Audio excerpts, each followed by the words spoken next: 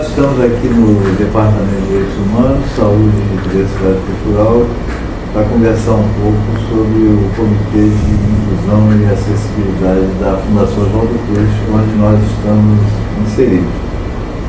Recentemente foi criado o Comitê de Inclusão e Acessibilidade.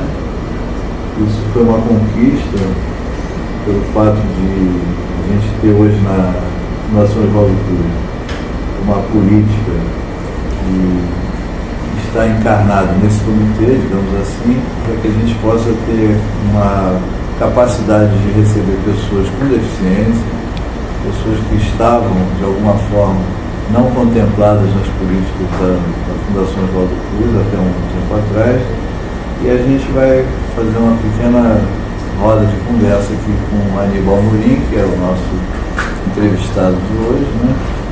Que faz parte do Comitê de Inclusão e Acessibilidade. Com muito orgulho. E também contando aqui com a presença da Luciane Ferrareto, que faz parte da cooperação social ligada à presidência da Fiocruz. Primeiro a gente queria saber de você, assim, como é que hoje você é membro do comitê, mas você já vinha com um trabalho nesse campo da inclusão e acessibilidade. Então conta um pouquinho como é que foi isso. Bom, agradecer o convite, fico feliz de estar aqui com vocês. Respondendo a tua pergunta, Fadel, é uma trajetória. Eu tenho quase 40 anos de profissão, sou médico neurologista e ao longo da minha formação de médico neurologista eu tive a oportunidade de trabalhar em algumas instituições que o tema da inclusão e acessibilidade estava presente. O tema não era uma questão específica apenas voltada para as pessoas com deficiência, mas também para elas. Todos aqueles que, de certa maneira, foram discriminados, estigmatizados na sociedade, doentes mentais, deficientes, eram pessoas com as quais eu trabalhava. Então, ao longo da minha formação, trabalhei inicialmente no Ministério da Saúde, no Centro Psiquiátrico Pedro II, onde a doutora Anise exerceu durante muito tempo a sua atividade. Então, vez por outra, a gente lidava com essas questões de famílias que buscavam um hospital para assistência, para atendimento multiprofissional, mas pela pobreza extrema, muitas vezes forneciam, durante o atendimento inicial, dados e endereço falso, e logo que eu cheguei no hospital em 1985, eu assumi uma enfermaria com cerca de 50 pessoas, e ao longo dessa trajetória eu fui não só me sensibilizando, mas me abrindo para um horizonte muito mais abrangente. Eu vi que as questões não passavam apenas pelo enquadramento médico, biomédico, biológico, que havia um conjunto de outras questões que precisavam ser enfrentadas, tanto quanto a deficiência física, deficiência mental, deficiência intelectual, cognitiva, conforme ela era caracterizada. E assim eu fui gradativamente expandindo não só a minha capacidade de enxergar, mas principalmente a minha possibilidade de intervir em relação a essas pessoas, mas de uma maneira mais horizontal. Para mim sempre foi muito importante escutá-los.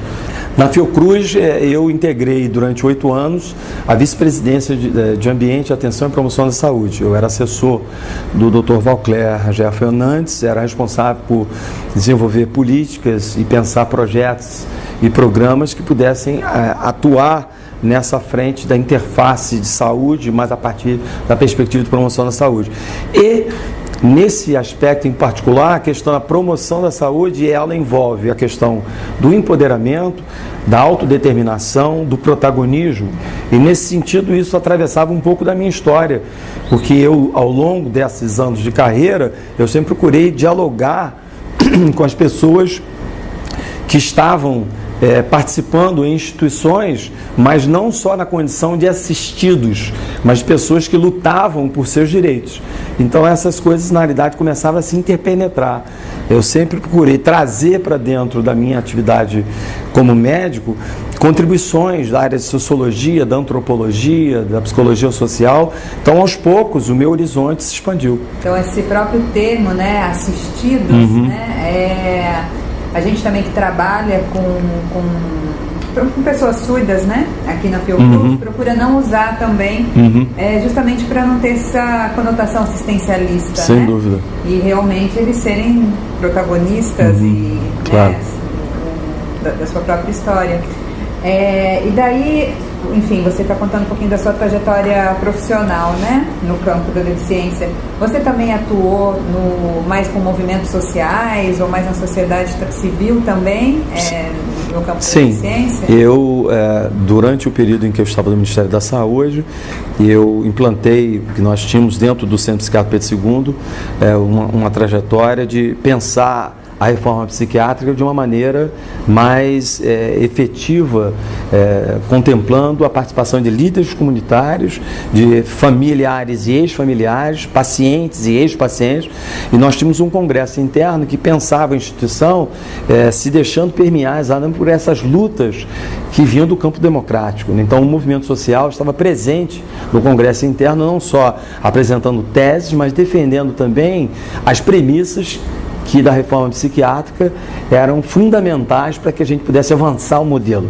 Aquilo que se pensava lá atrás precisava ser revitalizado.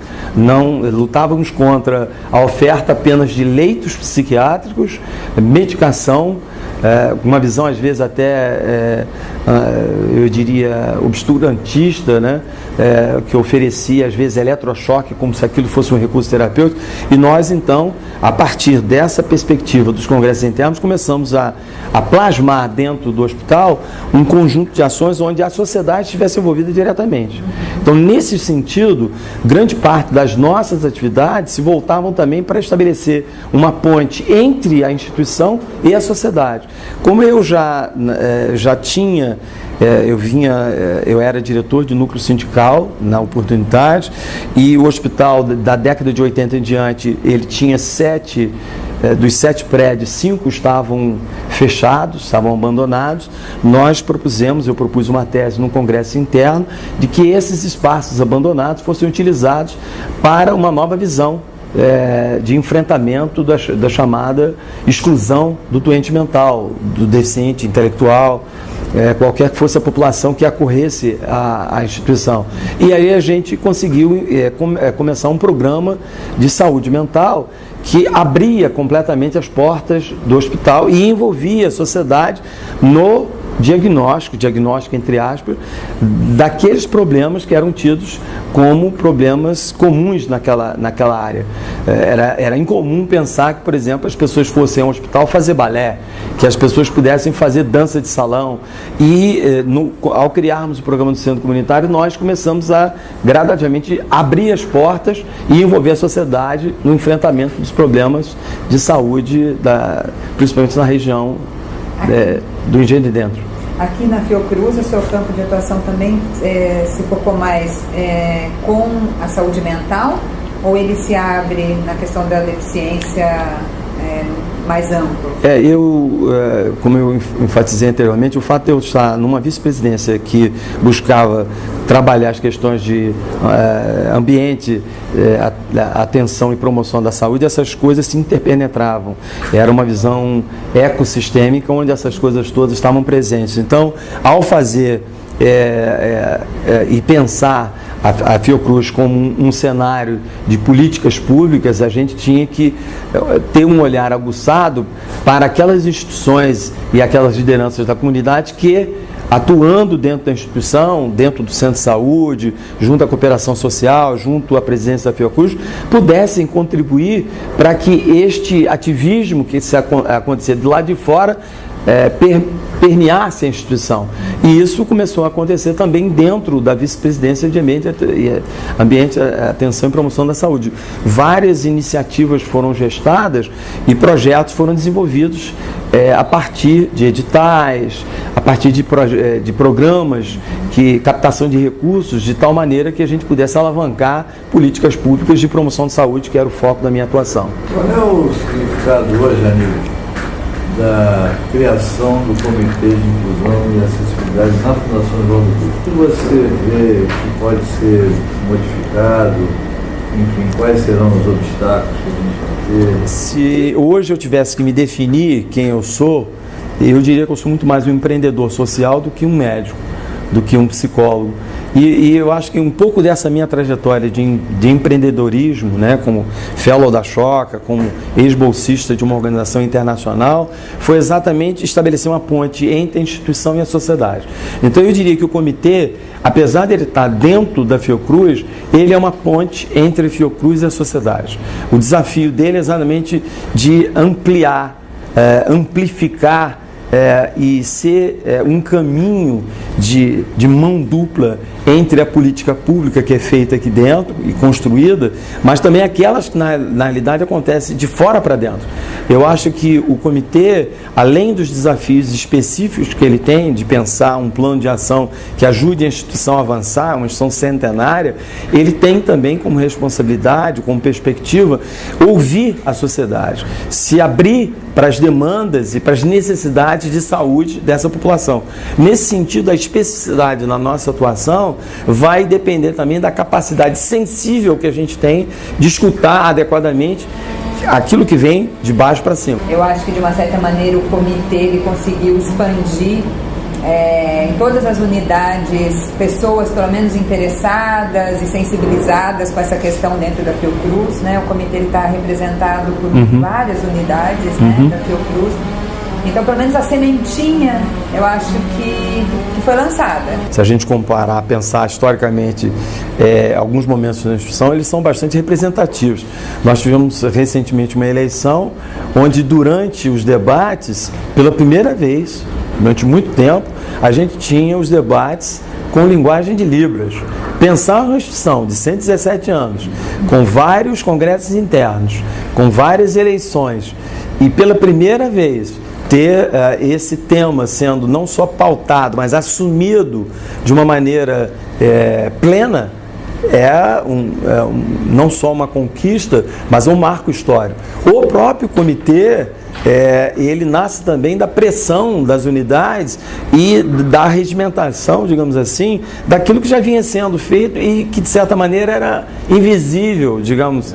Era visível apenas para aqueles que faziam e para aqueles que, de certa maneira, eram conhecedores no plano das unidades. Mas a constituição do comitê não só deu corpo, mas também, de alguma forma, galvanizou e articulou essas pessoas entre si. O que significa a gente introduzir esse tema e pautar esse tema na operacionalização do ensino dentro da Fiocruz? A fundação ainda ela não é adaptada a receber adequadamente essas pessoas, né? Não temos intérprete de Libras no quadro de profissionais da instituição, assim como não tem instrumentos, não sei, né? Mas enfim, não tem braille, né? Sendo disponível para os alunos, os prédios também, né? Adaptado arquitetonicamente.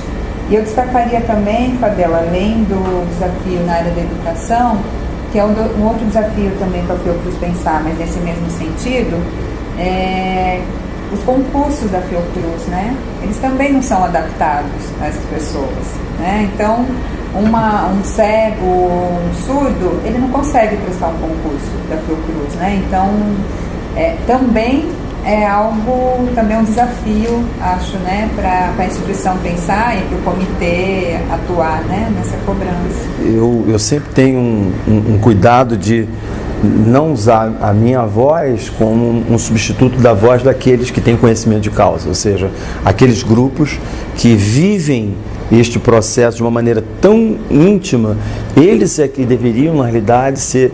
E eu acho que nós somos uma espécie de correia de transmissão, em função da nossa trajetória histórica, dessas lutas que muitas vezes foram caladas historicamente. O comitê tem a tarefa de dar materialidade a e enfrentamento a esta lacuna, a estas invisibilidades, tornando possível que as pessoas possam acessar, que essas pessoas possam ser incluídas ética, esteticamente e educacionalmente em todos os momentos. Então eu acho que é uma missão, faz parte da imagem e objetivo do comitê, garantir de que essas pessoas que durante muito tempo, historicamente, estiveram ausentes da instituição, possam circular livremente. E para isso, esses desafios, esses obstáculos, sejam de caráter arquitetônico, seja de caráter ético ou político, eles precisam ser enfrentados. E o comitê se faz presente dizendo, nós vamos conseguir.